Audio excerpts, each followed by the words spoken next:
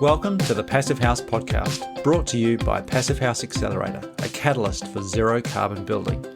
For news, inspiration and connections from all flavours of Passive House, check out passivehouseaccelerator.com. Sign up to receive regular updates about events, get your questions answered and contribute to the community dialogue. There's loads of free information for experienced professionals and people just starting out on their Passive House journey. We hope to see you at one of our weekly Passive House Accelerator live webinars. In the meantime, here's this week's Passive House Podcast.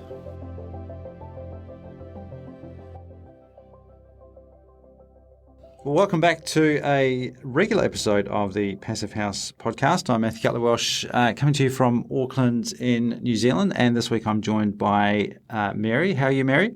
Oh, great. How's things in your part of the world?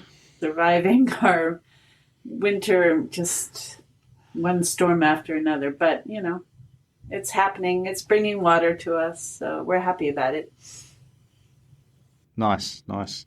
And Ilka, over in Philadelphia, how are you doing? I'm doing pretty well. I'm getting excited to go to the NASI conference in Boston soon. Awesome. And I am happy to just record some interviews there as well. Yeah, great. Well, we are recording this just before Reimagine kicks off. So by the time this comes out, that will have already happened. So the team's very, very busy getting that underway. But it's great that you have been out talking to people. And we have an interview this week from a couple of weeks ago with some really interesting initiatives and work in looking at retrofits, which is something that I'm particularly interested in myself for this part of the world, but everywhere we've talked about quite a lot as being really, really important to try and figure out. And it is a bit of a challenge. So we're going to get into that. But before we do, I just want to do a quick shout out to our sponsors for this podcast and the Passive House Accelerator in general.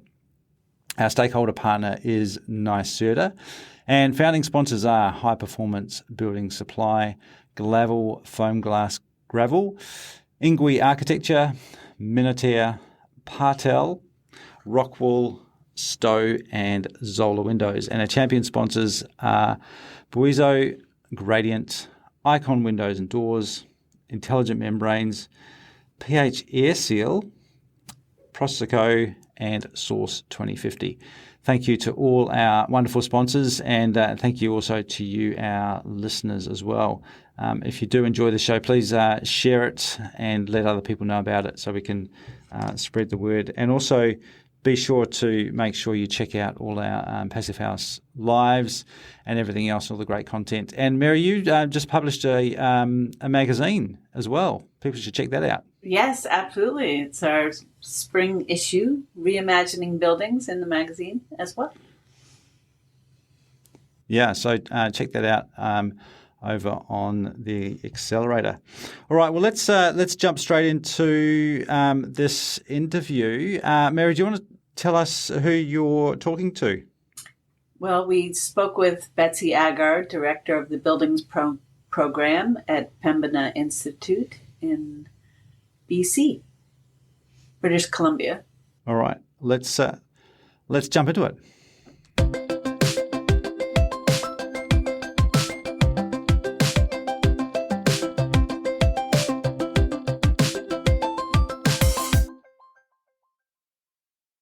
Okay, Betsy Agar, welcome to the Passive House Podcast.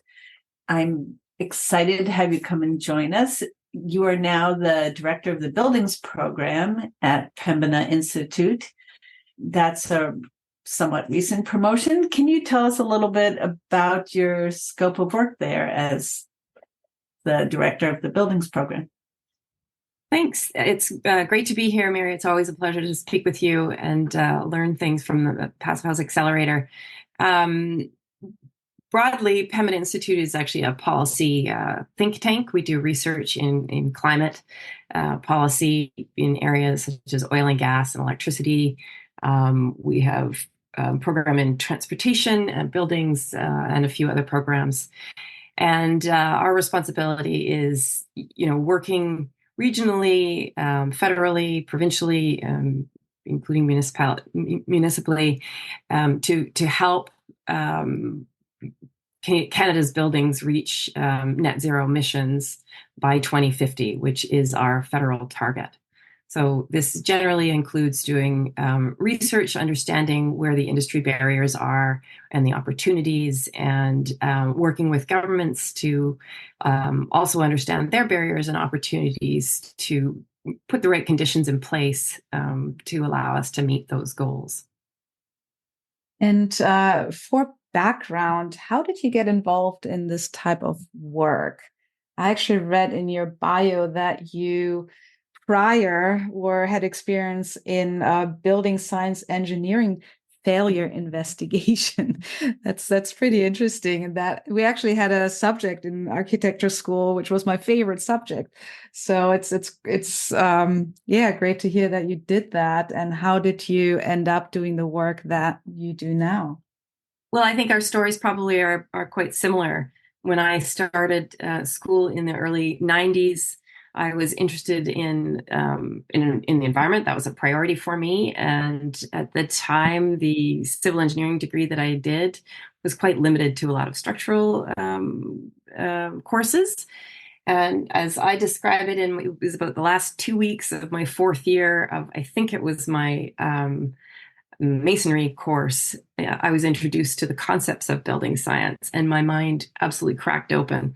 I was really, wrestling with the idea of being in engineering. It felt like it was just building new and doing more and more, as opposed to really learning what we knew or learning about what we had and how we could make it better.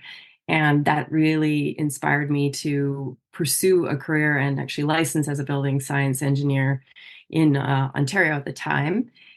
But, we all have these wiggly paths. I took a leave to do a master's and had children and relocated to the West Coast in about 2010.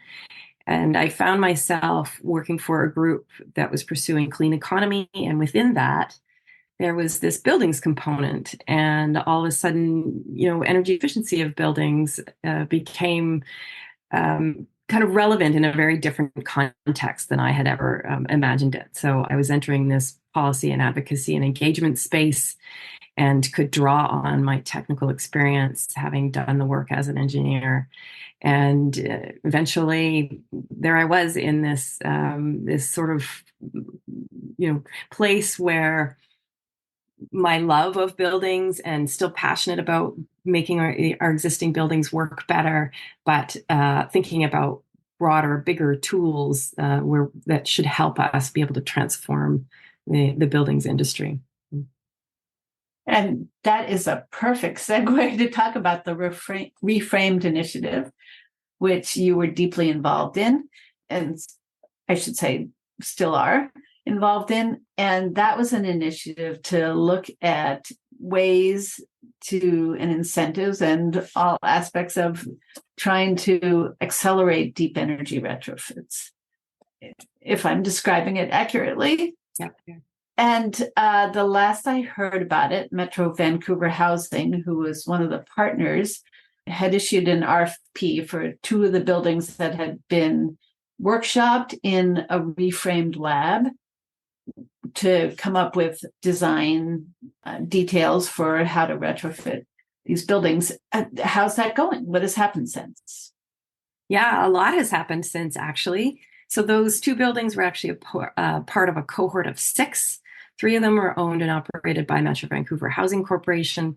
3 of them are owned and operated by independent social housing organizations, and receiving support, funding, as well as technical support through BC Housing, which is a big housing operator here in British Columbia. All 6 of them are now at a stage of the design and construction contracts have been awarded. One of them, I believe, should be starting construction actually this month. So the Reframed Lab was a process to really explore unique ways of approaching retrofits. They had really ambitious targets, and at least 80% carbon pollution reduction, but also other objectives such as improving broadly the safety and health and living conditions of the occupants. BC also is an active seismic area, so there are opportunities to look at seismic upgrades that could be done at the same time. It doesn't make sense to be going into an envelope to improve its air sealing or insulation without also looking at how can we make this seismically safer. Considering things like how to reduce embodied carbon in material selection as we're doing these kinds of retrofits. So we actually we dropped the energy part of deep energy retrofits. Not that we're not pursuing energy reduction, but that we think that actually limits the real opportunity. Many of these buildings won't see another retrofit for another 20 to 40 years. And so this is the moment to really take the opportunity to improve them more broadly than just reducing energy. And so the process that we took them through brought the buildings schematic designs that were innovative and integrated many objectives, and those defined how the design and construction RFPs were developed, which have, as I said, since been tendered and awarded, and we're really looking forward to seeing which aspects of the original schematic designs kind of make their way through the process. You're talking about a lab, right? And there are different stakeholders that are taking part of this. Who are you working with?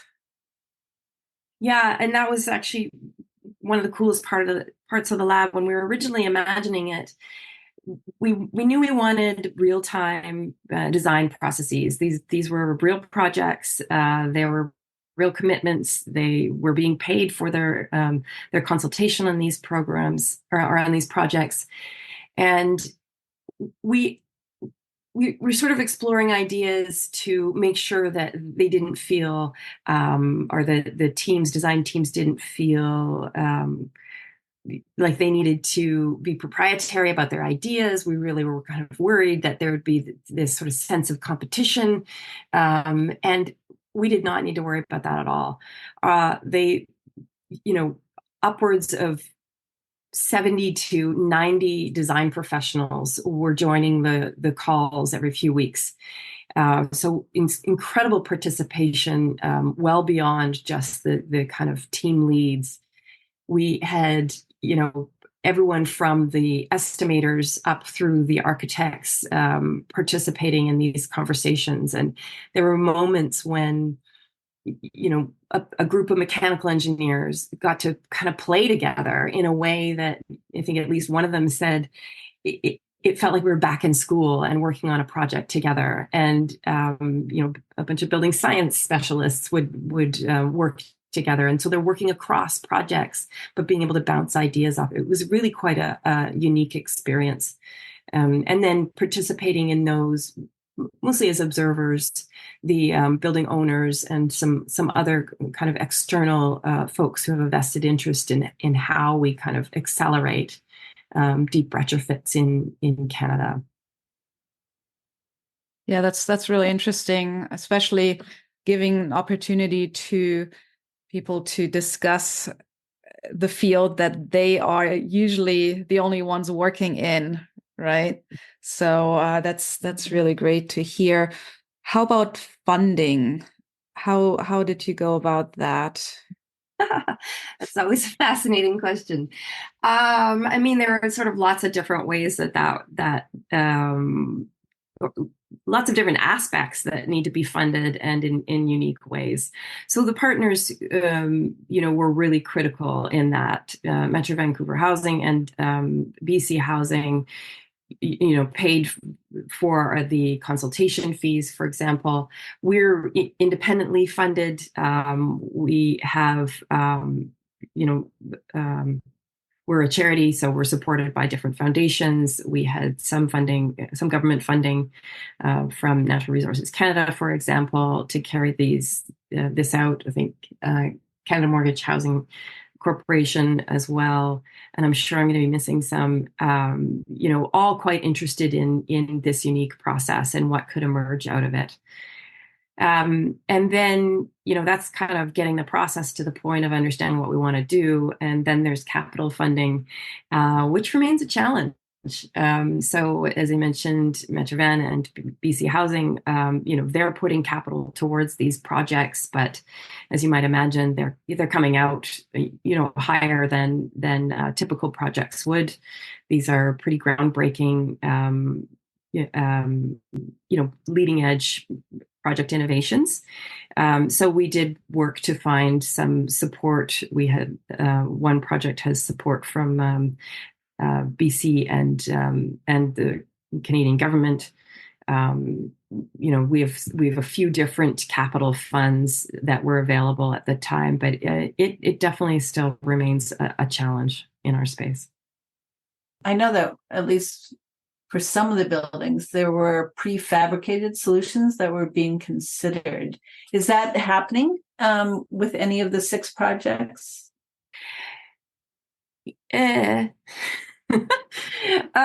So just to go back a little bit, one of the hardest parts about the Reframed initiative and setting up for the lab was actually identifying appropriate buildings. We wanted to find buildings that had significant impact, that were ready for this kind of deep retrofit.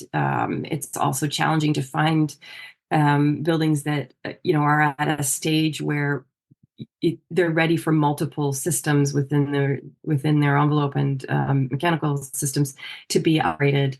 And what we wanted were relatively simple facades. For example, we were looking at the Energy Sprong model out of the Netherlands as for inspiration. And buildings that were sort of similar, and we were looking for some replicability. And one of those solutions that we were aiming for was, is there opportunity for prefabricated panel solutions? Some barriers are coming up against that. One, we do not have as sophisticated a prefab panel supply chain as they do certainly in Europe, and I think that resonates throughout North America. To the construction, there were 5 of the 6 of them were wood frame, so there's some question about the structural capacity of wood frame buildings and being able to retrofit with prefabricated panels, and all of that to say, there is potential for one of the buildings to receive a prefabricated panel treatment. I think, and that one was, the design was proposed around mass timber panels, which starts to resolve the problem of whether the wood frame buildings have the structural capacity to support panels in a way that would be similar to the Netherlands solutions. I don't know whether that's going to come out actually in the end. One of the barriers to moving through an innovative process is that our public procurement policies follow a design bid build process, and so all of the schematic designs had to be tendered out. I think one of them may have continued with the same design team, so they changed hands. You introduce new visions, new understandings of what solutions should look like, new approaches. So it's been quite an experience actually from a procurement process experience, and not just the actual design schedule. So I guess my answer is a bit of maybe no. And when you're saying an approach from the Netherlands, you're referring to Energy Sprong, correct? Correct. Yeah. Can you explain that a little bit? Yeah. I mean, there's sort of different understandings about what Energy Sprong really brought to, I think, the world's understanding about construction. Um, the whole of the Reframed initiative, the intention of it was to really latch onto Energy Sprong's whole of market development process. So the initiative was intended to address demand, supply, as well as financial and regulatory and policy conditions that enable these demand and supply to grow. And while that was all going on, we secured these demonstration projects to start to surface where those real barriers are. So they were as much a research project for us as they were a process to get to designs for the buildings. So Energy Sprong is a combination of market development and really stimulating kind of integrated designs. So having kind of package or bundles of solutions as opposed to bringing in pieces of a solution to a whole building retrofit. And in kind of pursuing it from that more whole building, holistic market development process, there have been companies that have emerged out of Energy Sprong who create those whole package solutions that have kind of what they call a magic box that brings in all the mechanical equipment to replace the old equipment, along with prefabricated wall and roof panels. And that process evolved into some really exciting new technologies for an industry that is ages old and hasn't really changed in centuries. What those end technologies look like in our regions, I think still remains to be seen. That's what made prefabricated panel really interesting, but we certainly can't just plug and play what they came up with Energy Sprong in the same way that we or in Canada. One of the other, or what I think of as another hallmark of the Energy Sprong process, is keeping tenants in place and doing the envelope retrofit from the exterior.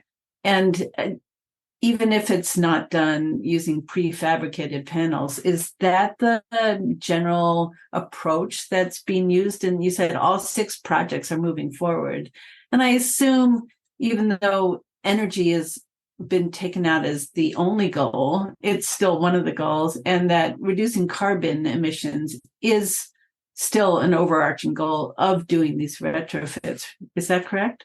Absolutely. Yeah, absolutely. And so, that is a strength of the process. We still are going to see major reductions, more significant retrofits than you would typically see out of projects like these. And I really appreciate that you've brought that up. Reducing tenant disruption was a primary objective and is a primary objective. Vancouver, like many major cities in North America and probably globally, really is looking at I think we have a vacancy rate of maybe 1%. We are really short on housing, and housing for groups that are vulnerable is particularly hard to find. We find that with tenant disruption, it's more than just moving them out for a few weeks or even a few months. It's disruptive to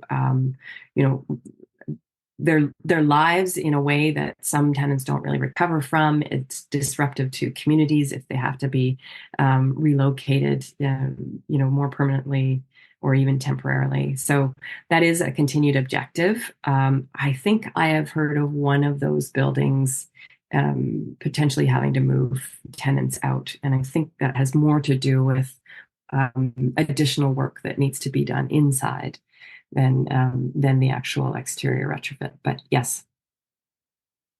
But the other 5 are going to be doing it from the exterior.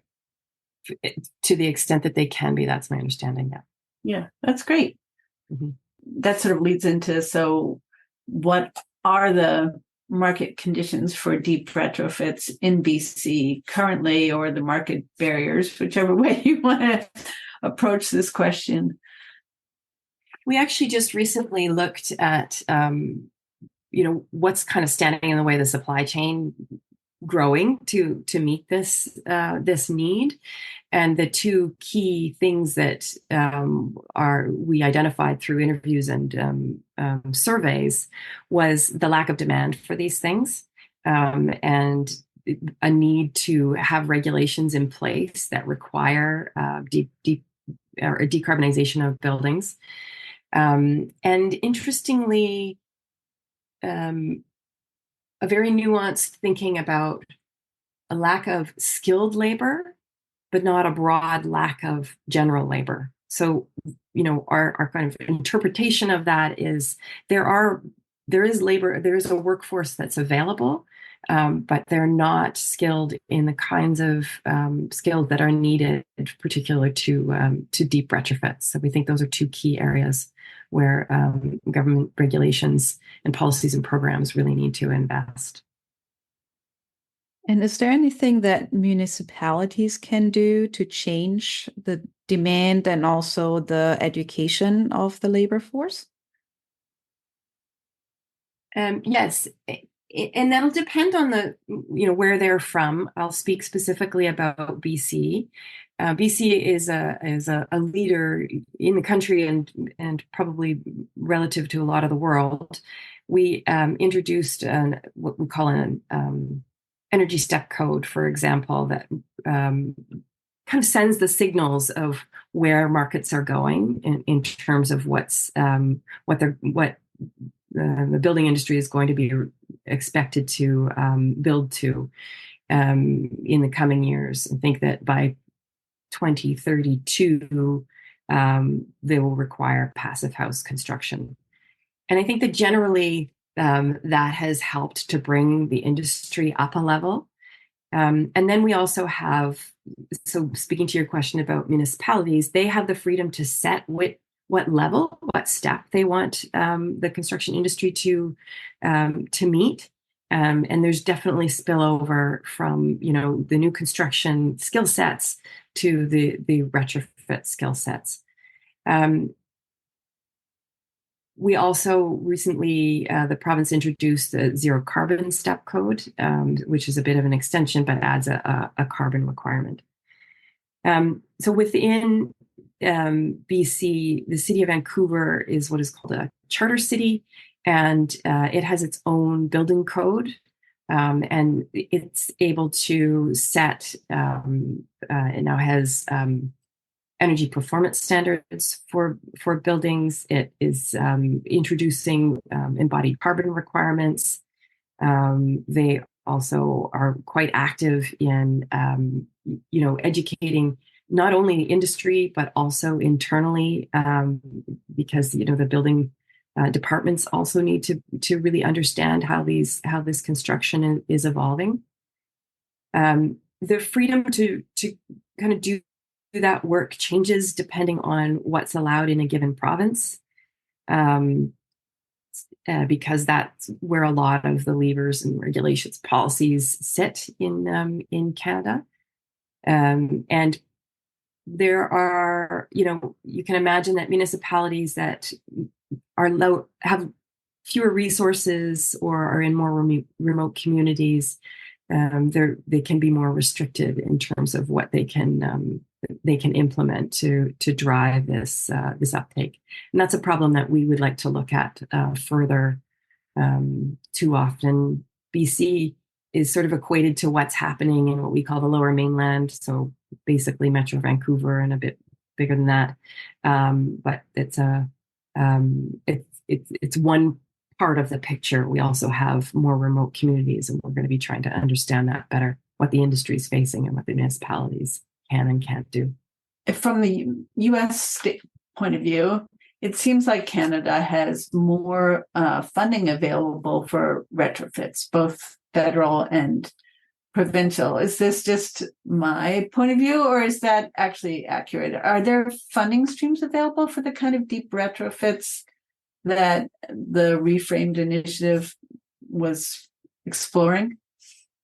I think there's a lot more openness to them. I think we still have the same kind of plaguing problem where retrofit incentives, tend to lend themselves to one-off interventions. So there are a few being designed so that you have to accomplish either a minimum carbon reduction or energy reduction, or there has to be a minimum of 2 to 3 interventions for you to be eligible for the funding.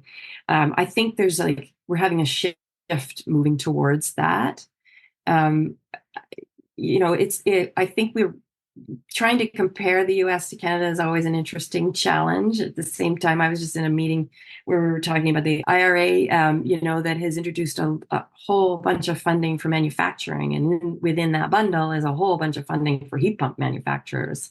And we would like to see that kind of support for, domestic development of products that can actually also advance our domestic our climate objectives.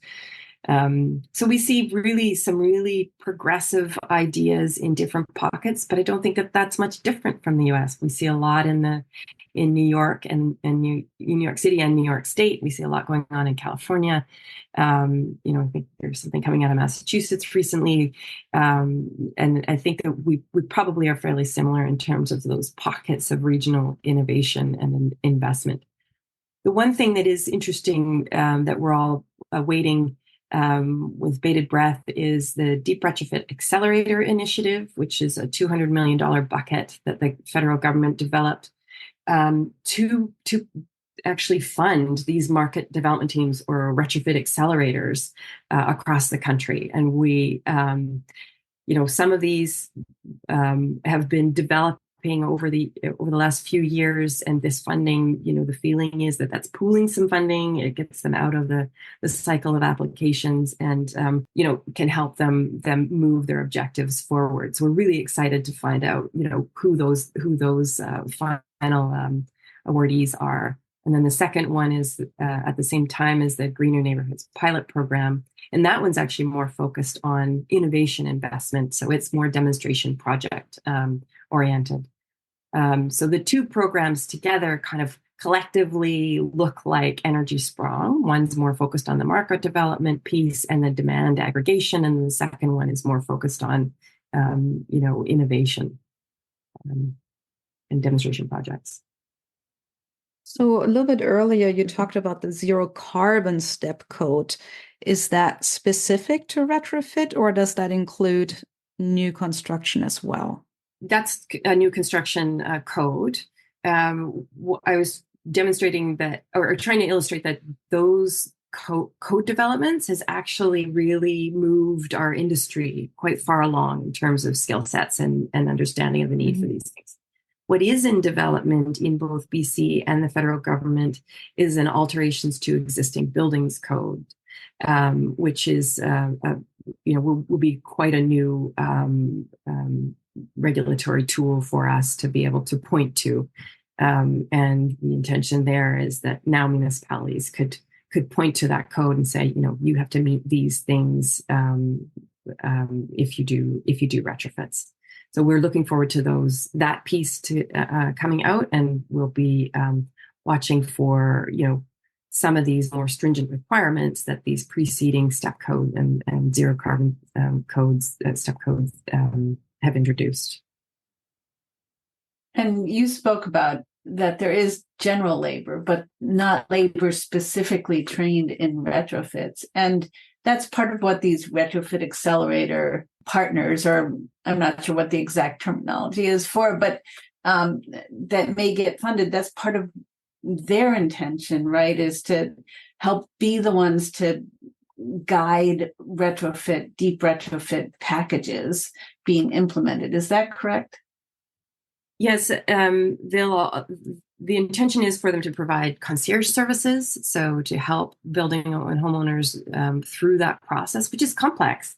As I said, I licensed as a building science engineer, and I'm not entirely sure all the kind of components of my house and how they need to change. And you go through that experience of we sealed up a whole bunch of cracks in our house, and now I get condensation in my windows, and we fuel switch to a heat pump, and so I need to put in ventilation, and ironing out some of those issues from the outset, and helping to develop the kind of the long-term process for building owners, and then also providing that capacity building so that the supply chain can start to meet that demand with the kind of experience and understanding and confidence that we need to really accelerate that.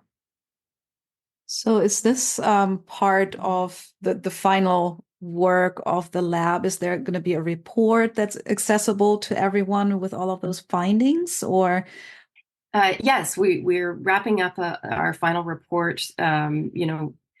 Key takeaways kind of primarily around that procurement process. So a bit on that demand side, how do people ask for these things, and what are some of the barriers, certainly from a public procurement process.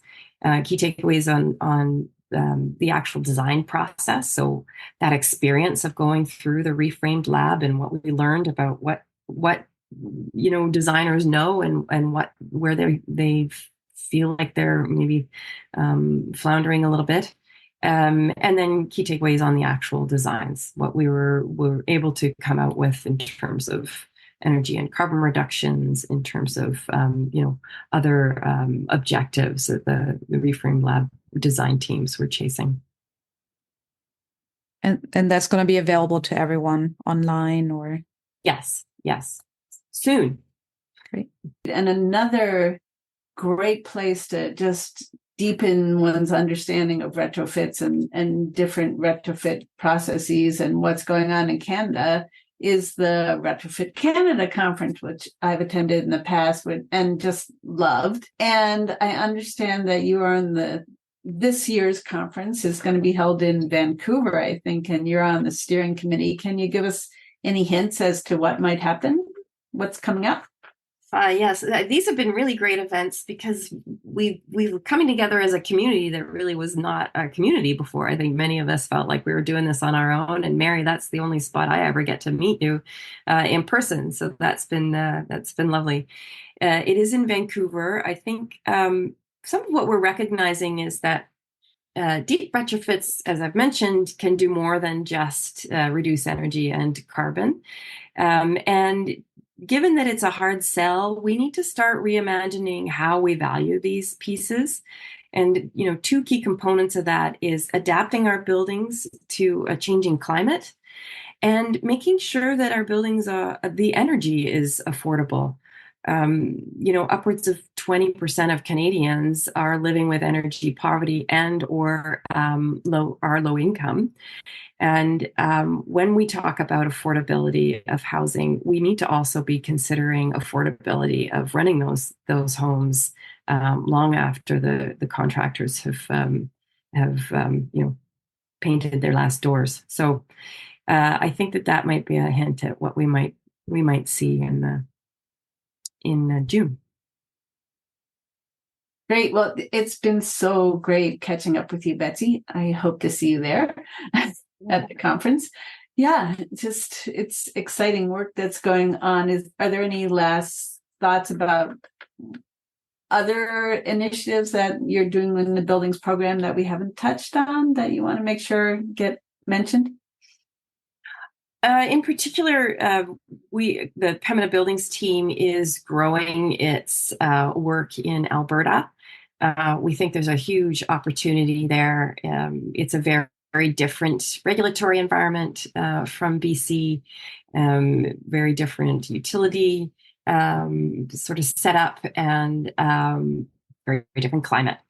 So we're really excited to really take what we've learned in BC and start to better understand where it might, the parts of the country where it's harder to get to net zero emissions in buildings, and to understand like the differences in the contexts that building owners are facing and the supply chain is facing. Yeah, thank you so much. It was really great hearing about all the work that is happening in Canada. Yeah, I'm looking forward to seeing more. Thank you. Thank you. It was lovely to speak with you both.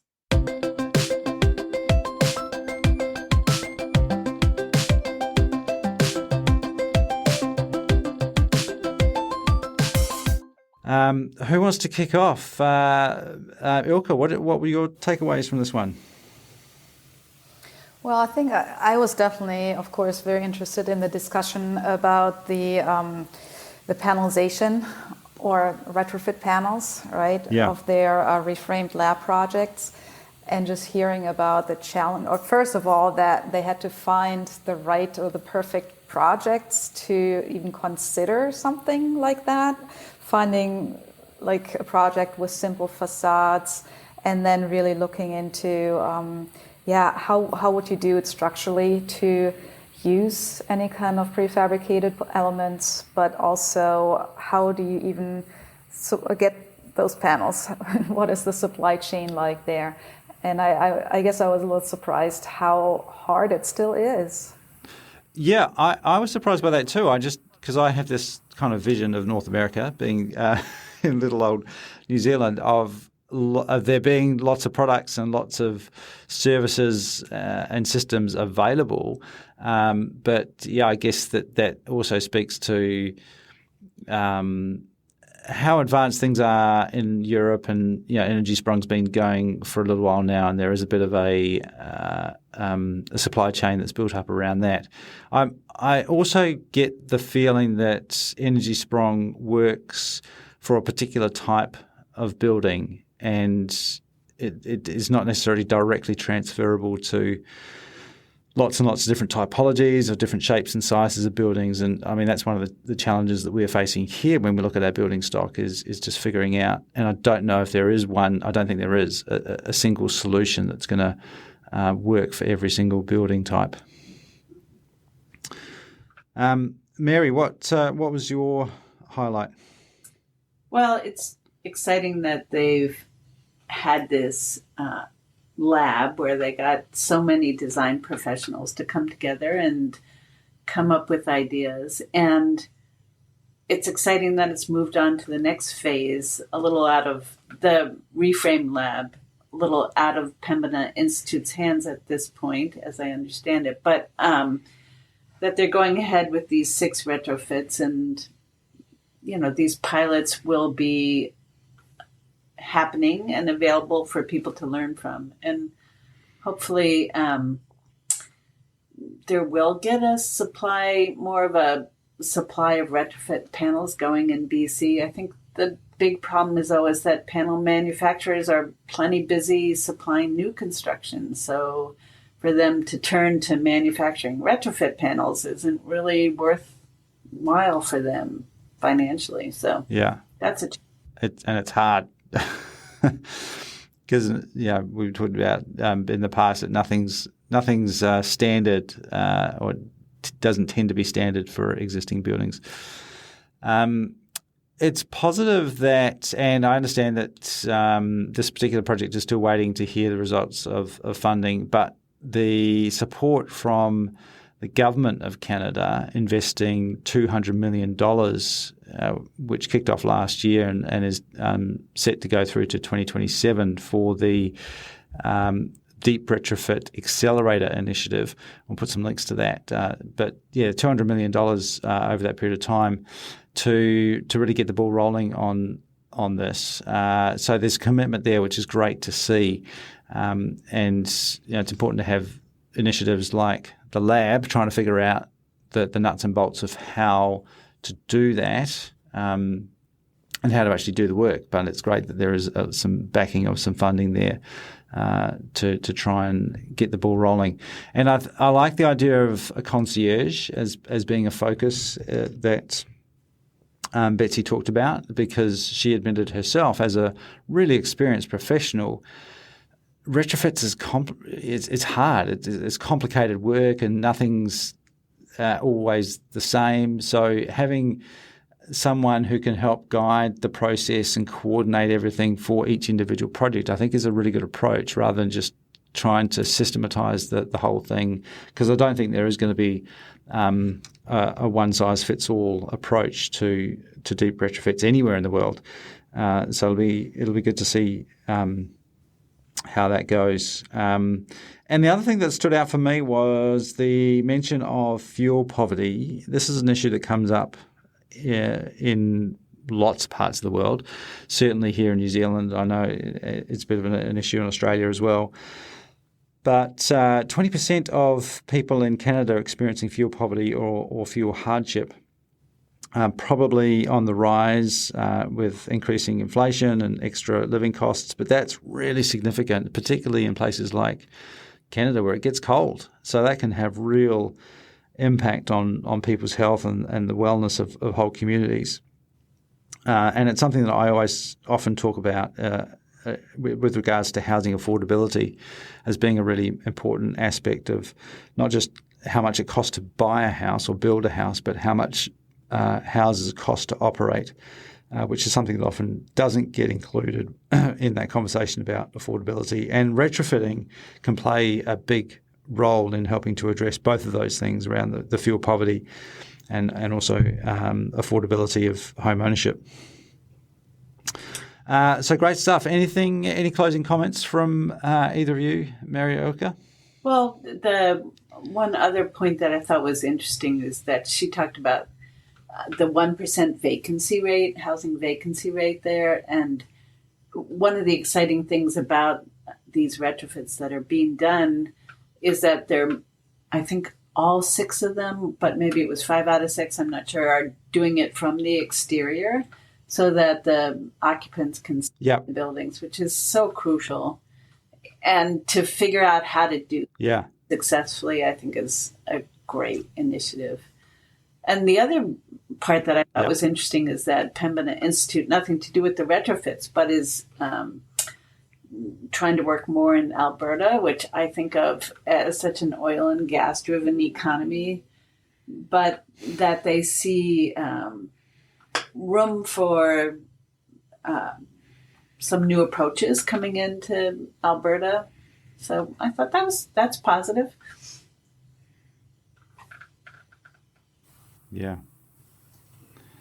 Anything from you, Ilka? Yeah, I think one thing that I thought was interesting too is just really looking at the code and using the code, the step code, but also coming up with a zero carbon code and even an alteration to the existing building codes. That those perspectives are really, really important to really energize all these efforts that everyone is making. Definitely, and it's important. Excellent. You can find more information about Reframed Lab at reframedinitiative.org and click on Reframed Lab. And at the end of your conversation, Mary, you mentioned the Retrofit Canada Conference. The 4th one is coming up June 12th to 13th, 2024. And that'll be in Vancouver, BC. So check that out if you're interested. I think it's really exciting to see that as an industry starting to emerge and have their own conference and getting people together to talk about that worldwide issue of figuring out what to do with all of our existing building stock. Absolutely.